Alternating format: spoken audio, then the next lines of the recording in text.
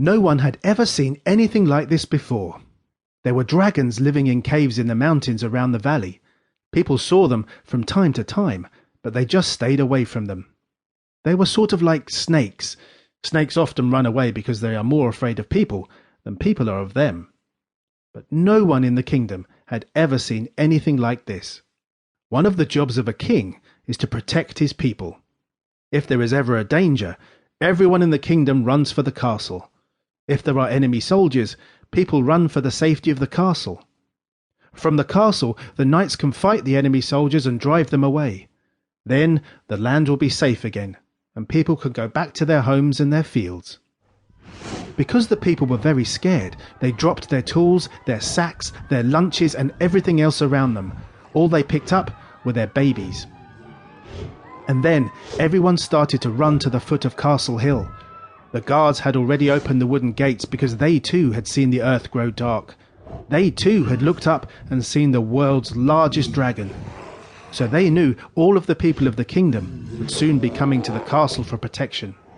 As the people starting to walk up the path, women carried their babies and young men helped the older people who were having trouble walking. As they were reaching the top of the path, they could see that the guards had already opened the big wooden doors. Everyone happily shouted because now they could find safety and protection. But their happiness came too soon. The dragon was not only big, but it was smart. It was watching how people were making their way up Castle Hill by following the path that wound around the steep cliffs. Suddenly, the dragon swooped down from high above.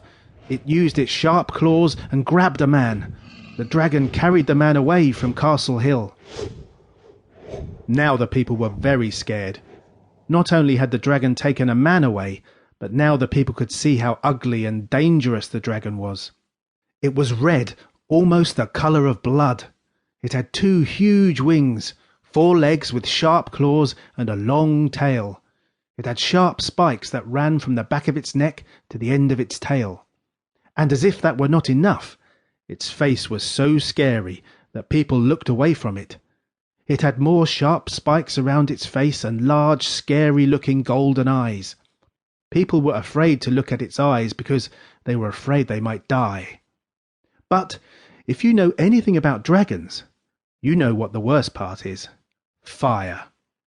Dragons breathe fire, and because this was such a big dragon, everyone was worried about what the dragon might do. The dragon was still carrying the man away from Castle Hill. People walked faster up the path in case the dragon came back.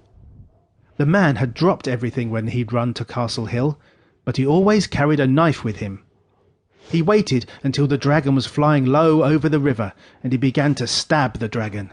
The dragon had tough skin, but he didn't like what the man was doing, so he dropped him, splash, right in the river. The man hid as fast as he could in the tall grasses that grew along the river. He slowly made his way back to Castle Hill. He looked up into the sky often, and he tried to stay hidden as much as he could. Finally, he made it and went up the path as fast as he could. By now, most of the people of the kingdom were safely inside the castle. The guards kept the big wooden doors open in case more people came up the path. While all of this was happening, the king's men were taking their positions around the walls of the castle. At the top of the wall, there was a walkway that went the whole way around the castle wall. There were steps that led up to this walkway. There were also several towers, so you could walk up the steps, go along the walkway, and enter any of the towers. These towers were important because they had long, narrow holes in the walls. These were for the archers, the soldiers with bows and arrows.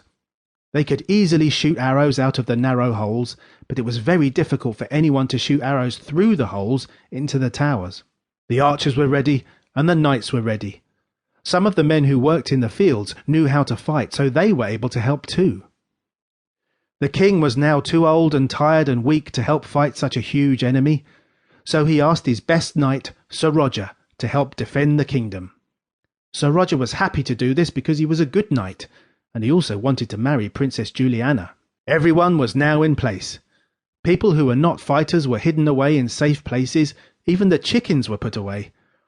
They didn't like this because they were used to running around the courtyard and doing whatever they wanted to do.